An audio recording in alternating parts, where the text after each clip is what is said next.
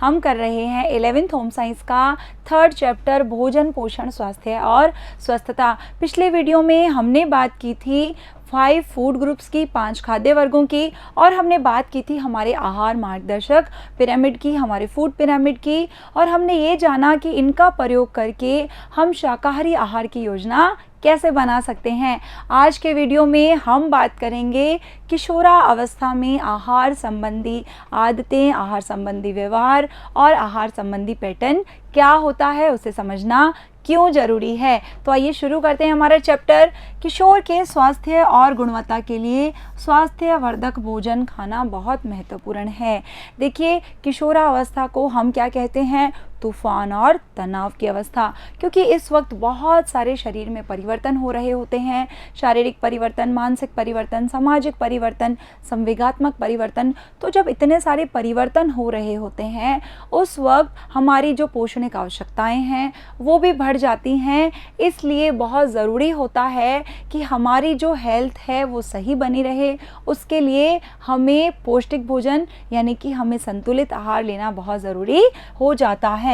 किशोरों की पोषण संबंधी आवश्यकताएं अधिक भिन्न होती हैं, यानी इस अवस्था में हमें जो पोषणिक आवश्यकताएं हैं हमारी वो बिल्कुल अलग होती हैं। लेकिन जो सामान्यतः व्यय संधि अवस्था होती है, यानी कि जो यौवनारंभ जिसे हम कहते हैं, कब से कब तक चलती है ये अवस्था? मैंने आपको पिछले वीडियोस में बताया था। जल्दी से आप मुझे बताइए।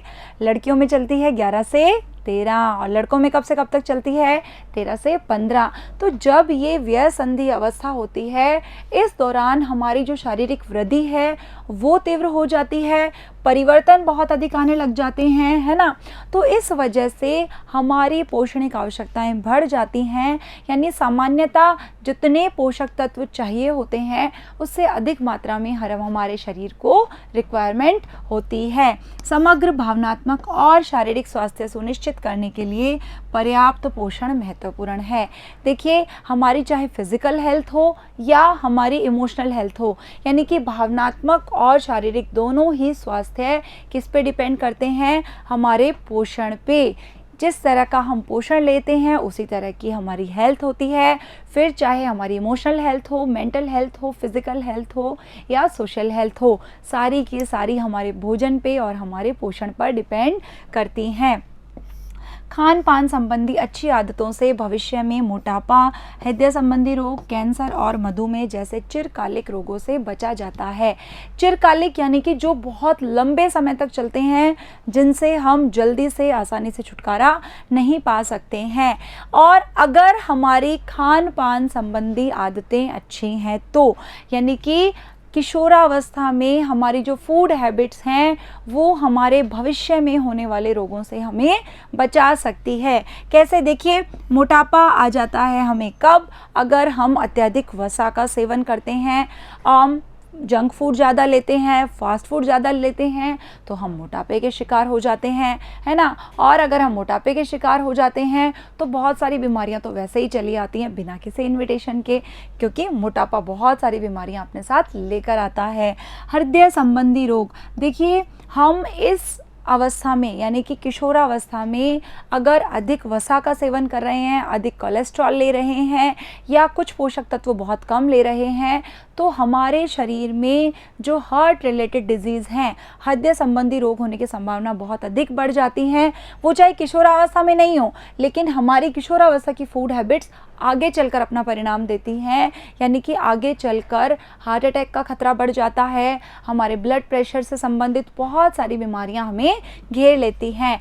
कैंसर, देखिए, किशोरावस्था में जो किशोर हैं वो धूम्रपान का, मादक द्रव्यों का, ड्रग्स का, बहुत सारी गलत आदतों का प्रयोग करने लगते हैं। वो गलत लत का शिकार हो जाते हैं, जिससे उन्हें आगे चलकर कैंसर हो जाता है। और कौन सा रोग है? मधुमेह। देखिए, मधुमेह जिसे हम आम भाषा में कहते हैं शुगर यानी कि डायबिटीज़। तो देखिए, मधुमेह किशोरों में होने की प्रवृत्ति क्यों बढ़ जाती है? क्योंकि इस समय मीठा बहुत अधिक खाते हैं हमने केक, चॉकलेट्स, आइसक्रीम बिना सोचे समझे धड़ल्ले से आने दो, तो फिर ये सारी बीमारियां हमें हो जाती हैं। अगर हमारी खान पान संबंधी जो आदतें हैं, अगर हमारी जो फूड हैबिट्स हैं वो अच्छी हैं, तो हम फ्यूचर में इन सारे रोगों से आसानी से बच सकते हैं। केवल हमारी फूड हैबिट्स अच्छी होनी चाहिए।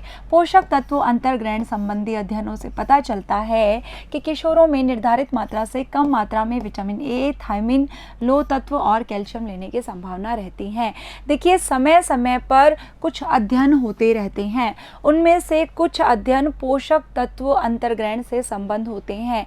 कहने का आशय ये है कि कुछ अध्ययन ये पता लगाने के लिए किए जाते हैं कि किशोर कितनी मात्रा में पोषक तत्व ले रहे हैं, कौन से पोषक तत्व ले रहे हैं और किस समय पर ले रहे हैं। तो इन अध्ययनों से ये चीज़ सामने आई है कि जो पोषक तत्व किशोरों को अधिक मात्रा में लेने चाहिए वो पोषक तत्व वो लेते हैं ज़रूरत से कम मात्रा में, और जो पोषक तत्व उन्हें कम मात्रा में लेने चाहिए वो लेते हैं वो अधिक मात्रा में। तो इससे हमारा जो पूरा का पूरा सिस्टम है वो गड़बड़ा जाता है। तो देखिए, कौन से पोषक तत्व हैं जो किशोर निर्धारित मात्रा से कम मात्रा में लेते हैं? Vitamin A. विटामिन ए क्या करता है हमारे शरीर में? हमारी आँखों के लिए बहुत ज़रूरी होता है विटामिन ए। अगर हम पर्याप्त मात्रा में विटामिन ए लेते हैं तो आँखों से संबंधित किसी भी रोग से हम आसानी से बच सकते हैं, और अगर हमने इसे कम मात्रा में लिया हमारी रोशनी पर फ़र्क पड़ता है और आँखों से संबंधित बहुत सारे रोग हमें घेर लेते हैं। उसके बाद है थायमिन, जिसे हम कहते हैं विटामिन B1। अगर इसकी हमारे शरीर में कमी होती है तो बहुत सारे मानसिक रोग हमें घेर लेते हैं, अल्जाइमर हो सकता है, कैंसर हो सकता है। इतना इम्पॉर्टेंट होता है ये थायमिन यानी कि विटामिन B1। लोह तत्व यानी कि आयरन, ये हमारे शरीर में क्या करता है? हमारे HB के लिए लोह तत्व बहुत ज़रूरी होता है, और विशेष करके किशोरावस्था में जब हमें लोह तत्व की आवश्यकता बहुत अधिक होती है हम इसे कम मात्रा में लेते हैं, और हमारे जो रक्त संबंधी जितने भी निर्माण होते हैं, रक्त के लिए लोह तत्व की आवश्यकता होती है और इससे संबंधित हमारी प्रॉब्लम हो जाती हैं। अगर हमारे शरीर में HB कम है तो हम एनीमिया के शिकार हो जाते हैं, जिसे हम कहते हैं रक्त अल्पता, और कैल्शियम लेने की संभावना भी कम रहती है। कैल्शियम क्या करता है? देखिए, ये जो हमारे दांत हैं, हमारी हड्डियां हैं, जितने भी ऊतक हैं, इनकी देखभाल कौन करता है? इनको मजबूती कौन प्रदान करता है? कैल्शियम प्रदान करता है। और किशोरावस्था में हम क्या करते हैं कि जो पोषक तत्व हमें कम मात्रा में लेने चाहिए उन्हें हम अधिक मात्रा में ले लेते हैं, जैसे कि वसा, शर्करा, प्रोटीन और सोडियम। देखिए, वसा अगर हम अधिक लेंगे मोटापा आ जाएगा, हमारा वजन अनियंत्रित हो जाएगा, कोलेस्ट्रॉल बढ़ जाएगा और हृदय संबंधी बहुत सारे रोग हो जाएंगे, हार्ट अटैक का खतरा बढ़ जाएगा। शर्करा हम अधिक ले लेंगे तो अभी हमने बात की थी मधुमेह यानी डायबिटीज़ के हम शिकार हो जाएंगे। प्रोटीन, सोडियम, इन सबको अगर हम अधिक लेंगे तो बहुत सारी बीमारियां इनके साथ साथ फ्री में ही चली आएंगी। तो ये चीज़ें हैं जिन्हें हमें कम मात्रा में लेना चाहिए, हम ज़्यादा मात्रा में लेते हैं। ज़्यादा मात्रा में लेना चाहिए, उन्हें हम लेते हैं कम मात्रा में। तो उनके द्वारा यानी किशोरों द्वारा खाए जाने वाले भोजन का चयन खाने के समय अथवा स्थान से अधिक महत्वपूर्ण होता है, यानी कि हम किस समय पर खा रहे हैं और कहाँ खा रहे हैं ये बहुत ज़्यादा इम्पॉर्टेंट नहीं होता, लेकिन हम क्या खा रहे हैं ये बहुत ज़्यादा इम्पॉर्टेंट होता है। हम रेस्टोरेंट्स में, पार्टीज़ में कुछ भी बिना सोचे समझे खा लेते हैं, जिसका हमें बाद में बहुत अधिक परिणाम भुगतना पड़ता है। वे अधिक ऊर्जा और प्रोटीन वाले खाद्य पदार्थ आमतौर पर चुनते हैं। वे यानी कि किशोर इस अवस्था में क्या करते हैं? ऐसे भोजन का चुनाव करते हैं जिसमें ऊर्जा और प्रोटीन की मात्रा अधिक होती है। देखिए, हमारे शरीर में प्रोटीन की आवश्यकता तो होती है, लेकिन अगर हम आवश्यकता से अधिक प्रोटीन ले लेते हैं तो वो भी हमारे शरीर के लिए सही नहीं होता। इसके फलस्वरूप भी हमें बहुत सारी बीमारियां हो जाती हैं। इसलिए हमें ऊर्जा और प्रोटीन ना कम लेना है, ना ही आवश्यकता से अधिक लेना है। और ये ऐसे भोजन का चुनाव क्यों करते हैं? क्योंकि किशोरावस्था में ज़्यादातर हम भोजन बाहर करते हैं, फास्ट फूड अधिक लेते हैं, जंक फूड अधिक लेते हैं, तो ऐसे भोजन में इन पदार्थों की मात्रा अधिक होती है। तो हमें इनके पूरक में क्या करना है? अपने भोजन में ताज़ा सब्जियों को, फलों को और संपूर्ण खाद्यान्न उत्पादों को सम्मिलित करना है इनके पूरक के रूप में। किशोरावस्था में खान पान संबंधी सामान्य आदतें क्या हैं उन्हें पहचान पहचानना क्यों आवश्यक है। कहने का आशय ये है कि हम आज का ये चैप्टर क्यों कर रहे हैं, क्यों ज़रूरी है कि हम किशोरों की यानी आपकी फूड हैबिट्स को जानें, उन्हें पहचानें और हम ये पता लगाएं कि आपकी आदतें क्या है। क्यों? क्योंकि अगर हम किशोरों के आहार संबंधी पैटर्न को समझ लेते हैं तो हमें उनकी जो पोषण संबंधी पर्याप्तता है उसका बेहतर मूल्यांकन करने में मदद मिलती है। यानी हम ये पता लगा पाते हैं कि जितनी मात्रा में पोषण आपको चाहिए आप ले रहे हैं या नहीं ले रहे हैं, और यह सुनिश्चित करने में कि वे स्वास्थ्य और कुशलता हेतु न्यूनतम आवश्यकताओं की पूर्ति कर रहे हैं या नहीं कर रहे हैं। देखिए, जीवन के किसी भी क्षेत्र में सफलता हासिल करने के लिए ये बहुत ज़रूरी है कि हमारा स्वास्थ्य अच्छा होना चाहिए। और हमारा स्वास्थ्य कैसे अच्छा होगा? अगर हमारी जो पोषणिक आवश्यकताएं हैं, जितनी मात्रा में हमें पोषण चाहिए, अगर हम वो ले रहे हैं या नहीं। और किशोरावस्था हमारी लाइफ की नींव होती है, इसी से हमारे आगे का करियर, हमारा पूरा भविष्य ये इस पर टिका होता है। और देखो, किशोरावस्था एक ऐसा समय है जब हमारे दिमाग पर बहुत सारी सनक सवार हो जाती है, और इन सनक में खान पान संबंधी सनक भी शामिल होती है। और खान पान संबंधी सनक में क्या क्या मुख्य रूप से शामिल होता है? भोजन न खाना। भोजन न खाना से हमारा आशय बच्चों क्या है? देखिए, हमारे दिन के 3 मील बहुत इंपॉर्टेंट होते हैं। पहला सुबह का नाश्ता, दोपहर का भोजन और रात्रि का भोजन। तो किशोर इस अवस्था में क्या करते हैं? या तो सुबह का नाश्ता छोड़ देते हैं, या वे दिन का भोजन नहीं खाते, या रात्रि का भोजन स्किप कर देते हैं, या कई किशोर तो कई बार इन तीनों को ही स्किप कर देते हैं, जो हमारे स्वास्थ्य के लिए बहुत ज़्यादा हानिकारक होता है। इसके बहुत सारे कारण हो सकते हैं जिसकी अभी हम आगे डिटेल से बात करेंगे। और नियमित रूप से फास्ट फूड खाना। देखिए, इस समय पर किशोरों को बहुत अधिक फ्रीडम चाहिए होती है, तो वो रेस्टोरेंट्स में, होटल्स में दोस्तों के साथ पार्टी करना पसंद करते हैं, और इसका परिणाम क्या होता है? फास्ट फूड और जंक फूड। तो ये हमारे शरीर को बहुत अधिक नुकसान पहुंचाते हैं। फल और सब्जियां न खाना, ये सबसे बड़ी प्रॉब्लम होती है किशोरावस्था की, क्योंकि इस समय तक हमें ये समझ नहीं आता कि जो फ्रूट्स हैं, जो वेजिटेबल्स हैं, वो हमारे लिए कितनी ज़्यादा ज़रूरी हैं। किशोरावस्था बीतने के बाद तो फिर भी हमें समझ आ जाता है, लेकिन किशोरावस्था में हमें ये बात समझना बहुत मुश्किल हो जाता है। हम अपने दैनिक आहार में फलों और सब्जियों को शामिल ही नहीं करते, जो कि हमारे स्वास्थ्य के लिए बहुत हानिकारक होते हैं। और बार बार नाश्ता यानी कि स्नैकिंग करना। देखिए, बार बार नाश्ता और स्नैकिंग से क्या आशय है? किशोर पूरा दिन मुंह चलाते रहते हैं, कुछ ना कुछ खाते रहते हैं, टीवी देख रहे हैं, पढ़ाई कर रहे हैं, साथ में अंकल चिप्स का पैकेट रख लिया, इधर से कुरकुरे रख लिए, इधर से कोल्ड ड्रिंक रख ली, है ना। इसे हम कहते हैं स्नैकिंग, जो कि हमारी भूख को ख़त्म कर देती है, हमारे इंपॉर्टेंट मील स्किप कर देती हैं, और हम पौष्टिक तत्वों की बजाय इन सब चीज़ों को खा लेते हैं जो हमारे शरीर को नुकसान पहुंचाती हैं। और डाइटिंग करना शामिल है। डाइटिंग जो कि सबसे गंभीर समस्या है किशोरावस्था की। अभी हम एक एक करके इनकी डिटेल में बात कर लेते हैं। सबसे पहले है भोजन में अनियमितता और एक बार भोजन न करना। देखिए, जब किशोरावस्था आरंभ होती है, कब आरंभ होती है किशोरावस्था? मैं ये क्वेश्चन आपसे बहुत बार पूछ चुकी हूँ, और मेरा अंदाज़ा है कि अब तो आपको लगभग रट ही गया होगा कि किशोरावस्था कब शुरू होती है और कब ख़त्म होती है। अपनी नोटबुक में लिखिए और मैच कीजिए कि आपका आंसर सही है या नहीं। तो जैसे ही किशोरावस्था आरंभ होती है और इसके अंतिम वर्षों तक किशोरों में खाना न खाने और घर से बाहर खाना खाने की संख्या बढ़ती जाती है, जो स्वतंत्रता और घर से बाहर समय बिताने की बढ़ती आवश्यकता को दर्शाती है।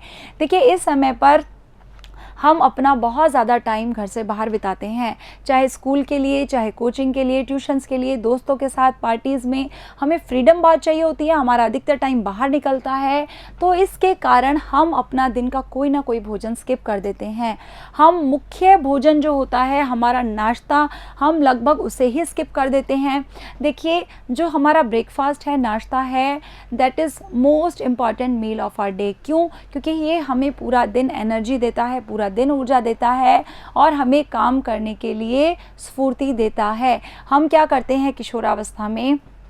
सुबह देर से उठते हैं, हमें कहीं जाना है तो हम देर से उठे तो हमें आगे लेट हो गई। तो अब हमें क्या लगता है कि नाश्ता तो आसानी से छोड़ा जा सकता है, बाकी कामों में देर नहीं होनी चाहिए। हम नहा धो के तैयार होके जल्दी जल्दी में बिना नाश्ता किए ही घर से निकल जाते हैं, और कई बार हमें रात को आने में देरी हो जाती है, हम थके हुए होते हैं और मम्मी साहब ने कह दिया कि आज मैं रात का खाना नहीं खाऊंगा, तो किसी ना किसी तरह से हम अपना एक मील स्किप कर देते हैं, जो हमारे स्वास्थ्य को बहुत अधिक नुकसान पहुंचाता है। रात्रि का भोजन दिन का सर्वाधिक नियमित रूप से खाया जाने वाला भोजन है, और लड़कों की तुलना में लड़कियां अधिकतर शाम का खाना, सुबह का नाश्ता और दोपहर का भोजन खाना छोड़ देती हैं।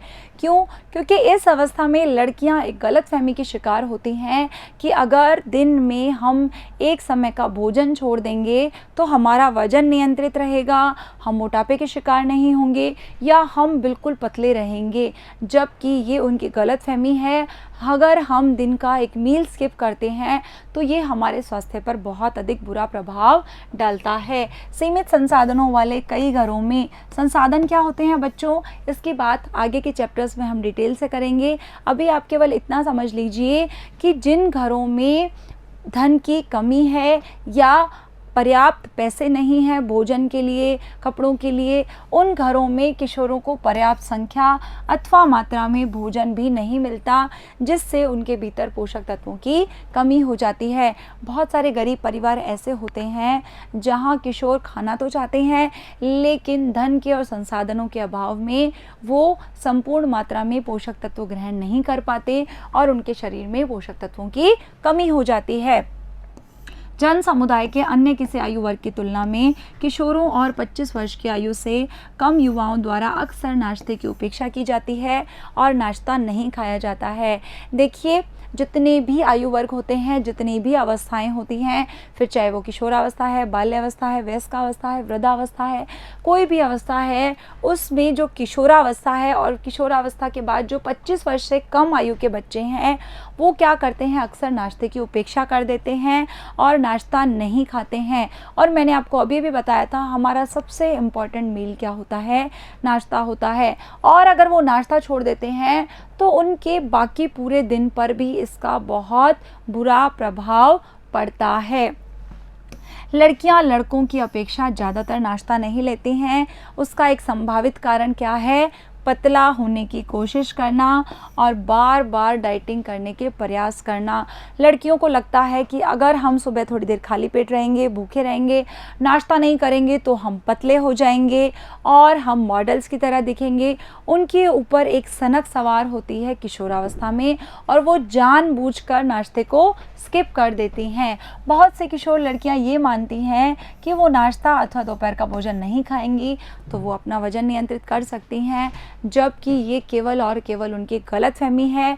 ऐसा कुछ नहीं होता, बल्कि इससे वो अपने शरीर में रोगों को निमंत्रण देती हैं कि तुम जितने भी रोग हो आओ और मुझे घेर लो, मैं तो नाश्ता नहीं कर रही हूँ। क्योंकि नाश्ता हमारे दिन का सबसे इम्पॉर्टेंट मील होता है। वास्तव में इस प्रयास से बिल्कुल विपरीत, यानी कि इसका बिल्कुल अपोजिट इफेक्ट होता है।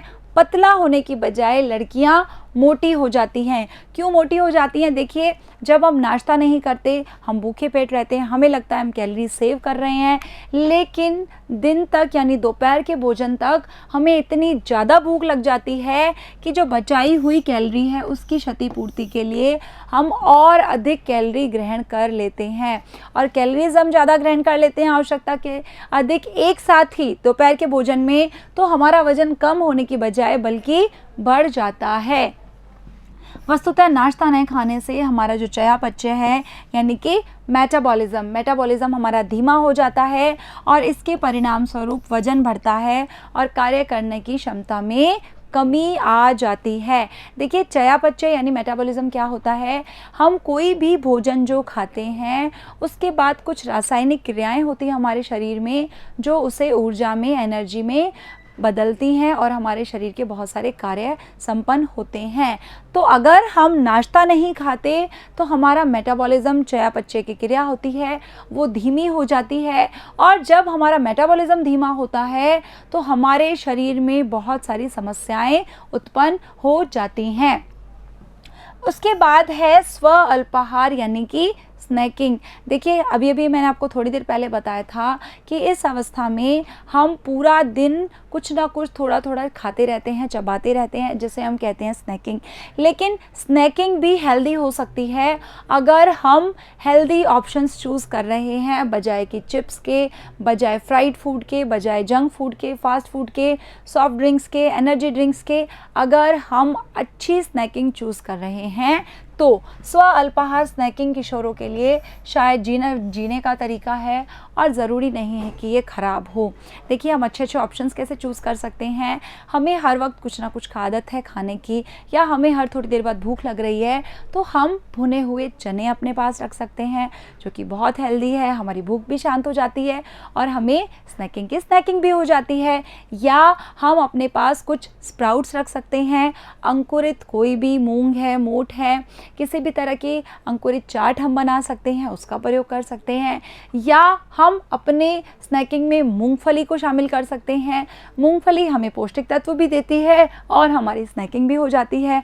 और हम कौन सी हेल्दी स्नैकिंग का चूज़ कर सकते हैं, हम अपने आहार में फोक्स नट्स यानी जिसे हम कहते हैं फूल मखाने, उन्हें हम शामिल कर सकते हैं। हम उसे ड्राई रोस्ट करके या घी में भूनकर किसी भी तरीके से उस पर नमक लगा लिया, मिर्ची लगा ली, या डायरेक्ट भी हम उसको खा सकते हैं।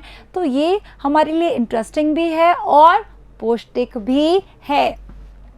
विशेष तौर पर सक्रिय और बढ़ते हुए किशोरों में यह ऊर्जा स्तर बनाए रखने में सहायता करता है। देखिए किशोरावस्था में हमारे शरीर में वृद्धि हो रही होती है, हम एक्टिव बहुत होते हैं, एनर्जी लेवल हमारा अच्छा होता है। तो अगर हम हेल्दी स्नैकिंग चूज़ कर रहे हैं तो ये हमारे एनर्जी लेवल को बनाए रखता है और हम हमारे सारे काम आसानी से बिना थके हुए कर सकते हैं। कई किशोर प्रतिदिन 3 बार नियमित भोजन नहीं कर पाते क्योंकि उनमें कोई ना कोई भोजन छोड़ देने की प्रवृत्ति होती है, जिसका अभी भी मैंने आपको एग्जाम्पल दिया था कि हम किसी भी तरह से, चाहे फिर हमारा बिजी शेड्यूल है, हमारी कोचिंग है, फ्रेंड्स के साथ बाहर जाना है, किसी ना किसी कारण से हम दिन का एक भोजन छोड़ देते हैं।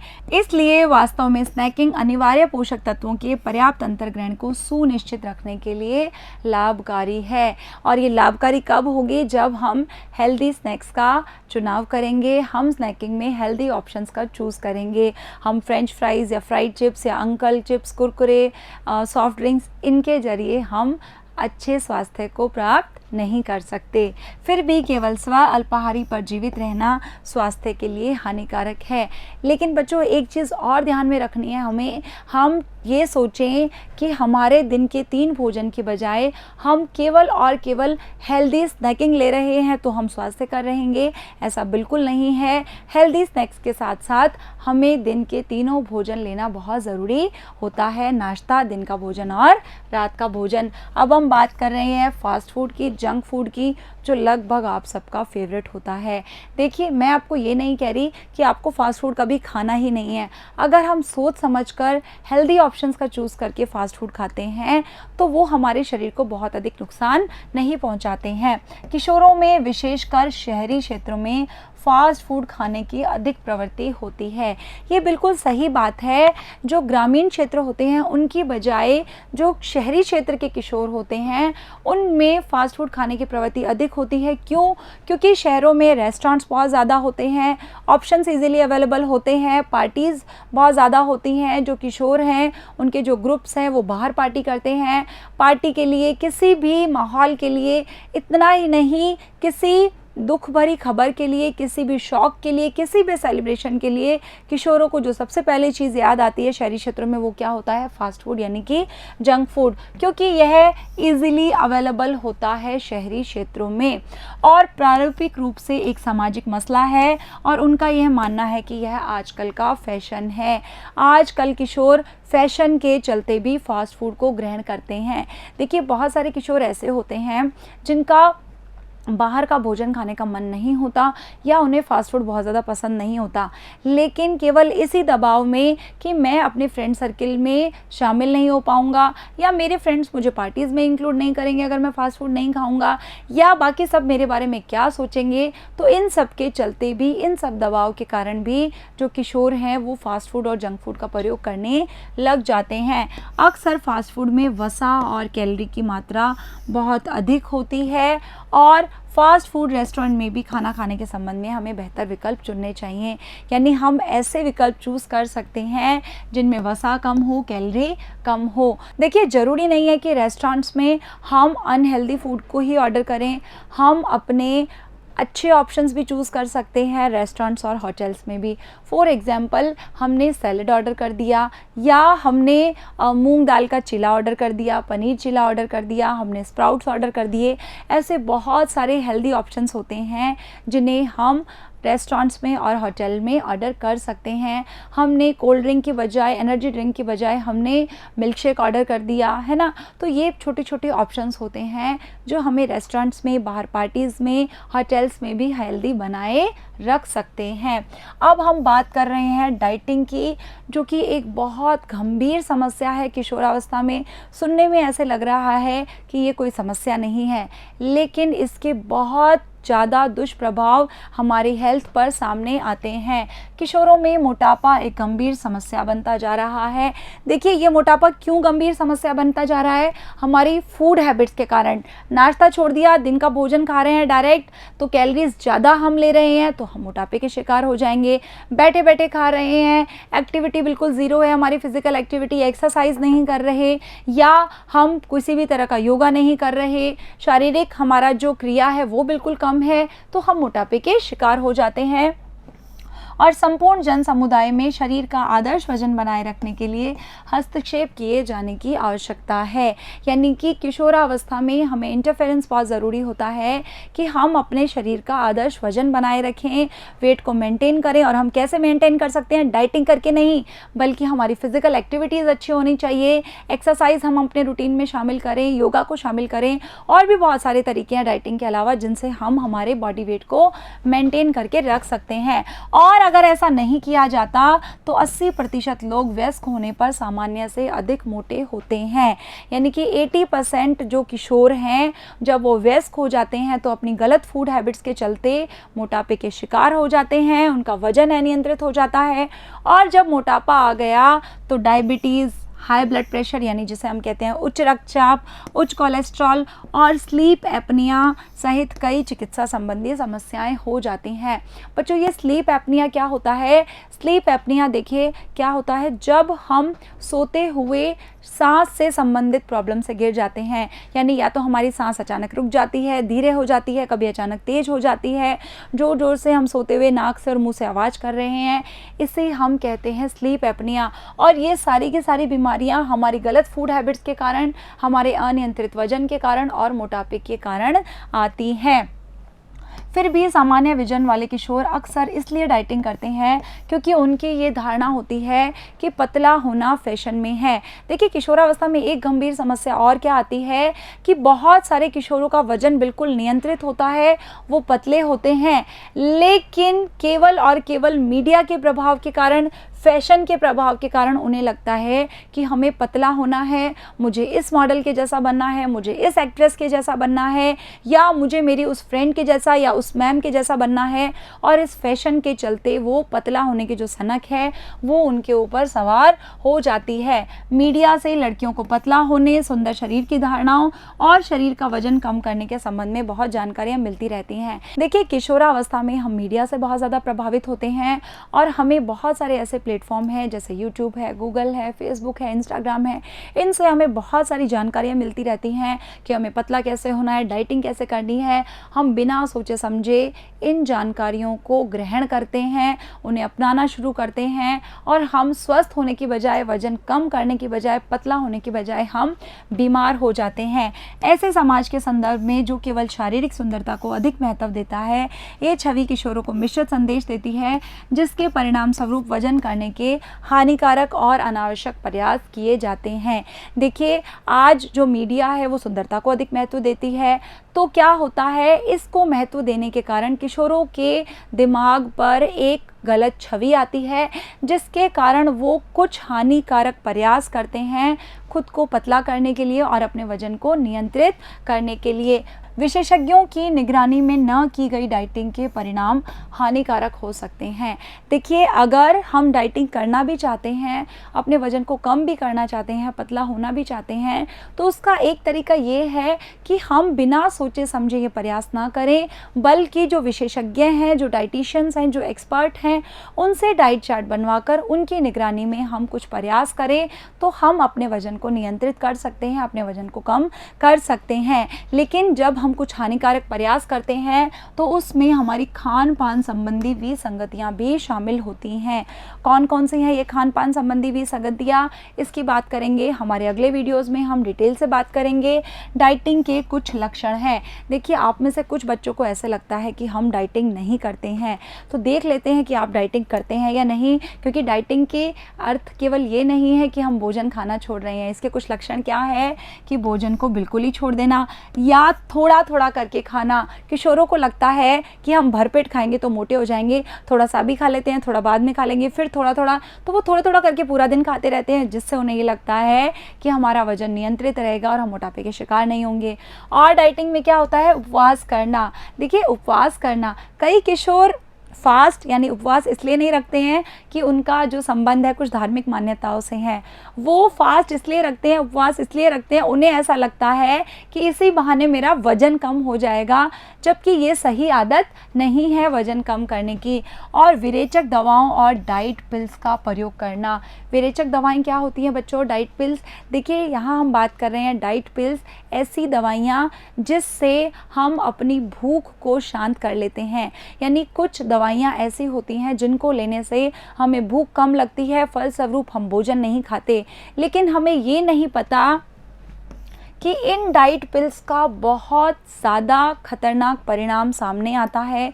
इनके बहुत ज़्यादा साइड इफ़ेक्ट्स होते हैं हमारी हेल्थ पर। हम पतले होने की बजाय अपने शरीर को बीमार कर लेते हैं अगर हम डाइट पिल्स का इस्तेमाल करते हैं तो। इसलिए ये सारे के सारे लक्षण हैं डाइटिंग के, जिन्हें हमें आज से ही छोड़ देना है। अगर इनमें से कोई भी लक्षण आप अपना रहे हैं तो, या इनमें से कोई भी लक्षण आपके अंदर है तो, इस प्रकार की डाइटिंग के परिणामों में वज़न कम करने और पुनः वही वज़न प्राप्त करने के चक्र के साथ साथ खान पान संबंधी विकृतियाँ, मोटापा, आत्मविश्वास में कमी होना और अन्य मनोवैज्ञानिक समस्याएं होने की संभावना होती है। देखिए, जब हम इस तरह की डाइटिंग करते हैं तो कई बार हमें क्या लगता है कि हमारा वज़न बहुत ज़्यादा कम हो गया, अब हमें थोड़ा सा सेट करना है। नहीं, अब हम बहुत ज़्यादा मोटे हो गए, हमें थोड़ा सा और वज़न कम करना है। या हमारे आत्मविश्वास में भी कमी आ जाती है, हमें बार बार ये लगने लग जाता है कि मैं इतने टाइम से पतला होने की कोशिश कर रही हूँ, लेकिन मेरा वज़न है वो कम ही नहीं हो रहा। शायद मेरे समस्या है, कोई गंभीर बीमारी है। इतना ही नहीं, कोई साइकोलॉजिकल प्रॉब्लम्स भी बहुत ज़्यादा हो जाती है अगर हम इस तरह के प्रयास करते हैं तो। इसके परिणाम स्वरूप कार्डियोवैस्कुलर जोखिम और बढ़ सकता है और मृत्यु भी हो जाती है। यानी कि हृदय संबंधी समस्याएं, कार्डियोवैस्कुलर किसे कहते हैं? Heart related disease. Heart attack का खतरा बढ़ जाता है, हमारा जो हृदय है वो कमज़ोर हो जाता है। इतना ही नहीं, कई बार व्यक्ति की मृत्यु भी हो जाती है। देखिए, ये बिल्कुल सही बात है। डाइटिंग के इतने दुष्प्रभाव सामने आते हैं। डाइटिंग से संबंधित समस्याओं को दूर करने के लिए एक बहुत अच्छा उपाय ये है कि ये जो शब्द है ना डाइट, हम इसको ही गायब कर दें। इसको हटाकर हम इसके स्थान पर क्या शामिल करें? स्वस्थ खान पान, यानी कि न्यूट्रिशियस फूड, हेल्दी डाइट, अच्छा भोजन। इसको अगर हम अपने भोजन में शामिल कर लें, अपने डिक्शनरी में डाइट हटाकर इस वर्ड को हम अगर ले आते हैं तो हम अपना वज़न भी बनाए रखेंगे और स्वस्थ भी रहेंगे। हमारा वज़न भी कंट्रोल में रहेगा, हम पतले भी रहेंगे और हेल्दी भी रहेंगे। यदि आप जीवन में नियमित रूप से स्वस्थ जीवन शैली और स्वस्थ आहार पद्धति अपनाते हैं तो आपको डाइटिंग करने की आवश्यकता ही नहीं होगी। यानी हमारी फूड हैबिट्स अच्छी हैं, हमारी लाइफस्टाइल अच्छी है, हम एक्सरसाइज कर रहे हैं, भोजन सही ढंग से कर रहे हैं, हेल्दी फूड ऑप्शंस चूज़ कर रहे हैं, तो हमें कभी भी डाइटिंग करने की ज़रूरत ही नहीं पड़ती है। स्वस्थ आहार को बढ़ावा देने के लिए खान पान संबंधी अच्छी आदतों को पहचान करना पहला कदम है। यानी कि अगर हम हेल्दी फूड को बढ़ावा देना चाहते हैं तो सबसे पहले हमें हमारी हेल्दी फूड हैबिट्स को पहचानना पड़ेगा। स्वस्थ जीवन शैली अपनाना सर्वोत्तम है, जिसमें स्वस्थ खान-पान संबंधी आदतें और नियमित व्यायाम शामिल है। हेल्दी लाइफस्टाइल किसे कहते हैं? अगर हम रूटीन एक्सरसाइज अच्छे से कर रहे हैं, योगा कर रहे हैं और हमारी जो फूड हैबिट्स हैं वो भी हेल्दी हैं। तो ये था हमारा किशोरावस्था का आहार संबंधी पैटर्न। अगले वीडियो में हम बात करेंगे इस आहार संबंधी पैटर्न में परिवर्तन कैसे लाया जा सकता है। तो मिलते हैं अगले वीडियो में, तब तक के लिए थैंक यू।